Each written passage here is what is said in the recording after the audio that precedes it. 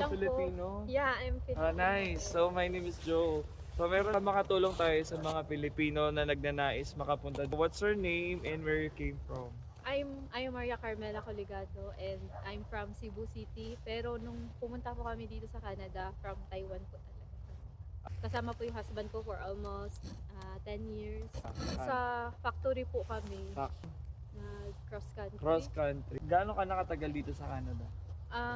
Last August lang po kami dito. What's your point of entry dito sa Canada? As international student, Kailan ka nag-process pala ng paper? 2020 nagplan na talaga kami. 2020, biruin mo ang process nila is almost 3 years. That's good. Kasi- So ano yung preparation mo na ginawa? Yung una po, nagko-collect muna ako ng mga documents. Documents? Yung medium of instructions sa school namin. Kasi dati may IELTS siya. Pero nung nag-ask ako na if pwedeng wala ng IELTS. So naglakad ka through agency? Opo, agency. Did you pay? And ilalagay na sa description kung anong agency niya para malaman ng ibang kababayan natin kung paano, yung mga taga-Taiwan, kung paano sila nag-process ng papers. So under Agency din, ang ano po namin, siguro estimated po mga nasa 250. 200, Hindi naman po bayad na totaling binayad namin sa agency. Kumbaga yun yung nilabas namin na inano namin. Siguro Okay. inisikaso din yung how much did you pay?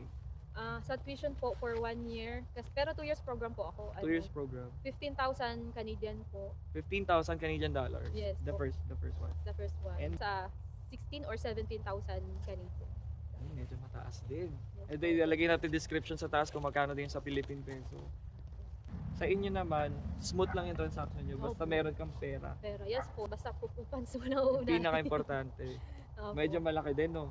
Yes So po. 16,000 is almost like 659. Yeah. 650 roughly. Yun po kasi easiest path kuya. Oo. Kaya, So ano yung ini-aim mo ngayon? Ano ba yung work mo ngayon? for now, part-time lang po yung work ko. I'm a housekeeper sa isang hotel. Housekeeper. Pag natapos mo yung ano mo, yung kasama niya rin nga pa pala yung asawa niya, si Lloyd. Oh. Si Lloyd, pag nauna siyang magkaroon ng papers, Yes. kailangan niya pa rin tapusin yung program niya. Na 2 Kasi years. yun yung nilakad mo dito. Diba? Yes po. Yun po Yeah. yung sabi po ng mga kakilala namin na Yeah. na international students. Kasi yun yung point of entry mo. So Yes. you have to finish kung ano man yung nasimulan mo. Yes You have po. to finish. Opo. Diba? Pero pag nagkaroon siya ng papers, a good thing din kasi sa'yo magiging under ka niya. Opo, yes po. And then pag ikaw naman nagkaroon, under mo naman siya. So two-way, good Yes. thing din 'yan kasi may chance kayong dalawa. Nakaano ko dito kasi bago lang po yung parang nakaka-excite yung winter. And then Na-excite ka ba ngayon? Hindi na. Yung una kasi di ba syempre may snow. Tapos nung bandang hindi na po. Hindi na nakakatawa. Hindi na. Tapos po, yung siguro I love being here in Canada kasi parang may may chance na mas mag-improve pa yung career. That's good. And then naalala ko yung sinabi mo, yung sa Taiwan, 10 years ka na doon, Yeah po.